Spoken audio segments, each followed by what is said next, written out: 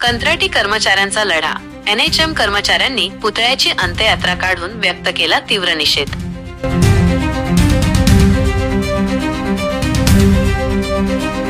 दीपक गोसावी.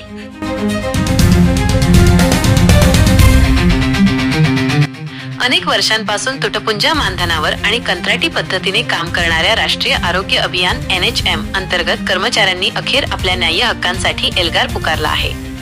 गेल्या 2 दशकांपासून शासकीय सेवेत असूनही कोणत्याही प्रकारच्या सुरक्षेपासून वंचित असलेल्या या कर्मचाऱ्यांनी 19 ऑगस्ट पासून नंदुरबार जिल्हा परिषदेसमोर बेमुदत कामबंद आंदोलन सुरू केले आहे.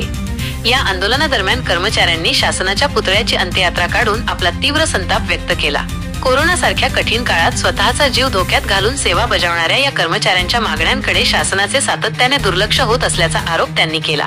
प्रलंबित मागण्यांमध्ये 100% समायोजन, वार्षिक मानधन वाढ, पुन्हा सुरू केलेला लॉयल्टी बोनस, विमा संरक्षण, वेतन सुसूत्रीकरण आणि अतिदुर्गम भागातील कर्मचाऱ्यांसाठी विशेष भत्ते लागू करणे यांचा समावेश आहे.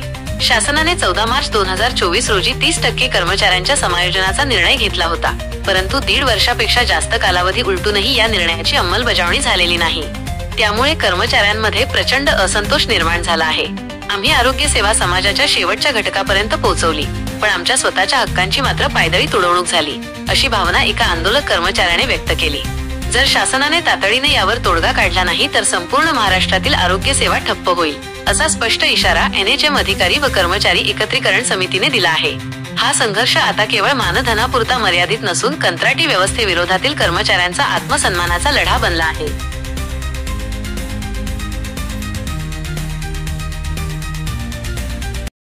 आज आम्ही राष्ट्रीय आरोग्य अभियान अंतर्गत कार्यरत सर्व कंत्राटी अधिकारी व कर्मचारी आज आंदोलनाचा 16वा दिवस असून शासनाला आम्ही कंत्राटी कर्मचाऱ्यांना नियमित करण्यासाठी निवेदन दिलेलं आहे. त्यानुसार जो GR निघालेला आहे 24 मार्च 2024 रोजीचा, त्या GRच्या अनुषंगाने अंमलबजावणी होण्याकरिता शासनाला आठवण करून देण्याकरिता आम्ही आंदोलन करीत आहोत.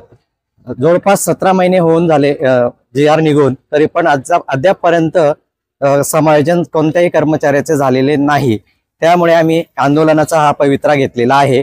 तरी आपल्या मार्फत हेच विनंती आहे की शासनाने तत्काळ आमचे GRची अंमलबजावणी करावी. मागणी पूर्ण न झाल्यास आम्ही 10 तारखेपासून साखळी उपोषणाचं हे केलेलं आहे, नियोजन केलेले आहे. त्यानंतर साखळी उपोषणाने जरी नाही सॉल्व्ह झाला प्रॉब्लेम, तर आमचे काही राज्यस्तरीय समन्वयक आहेत व काही जिल्ह्याचे पण आहेत, ते आमरण उपोषणाला सुद्धा बसणार आहेत.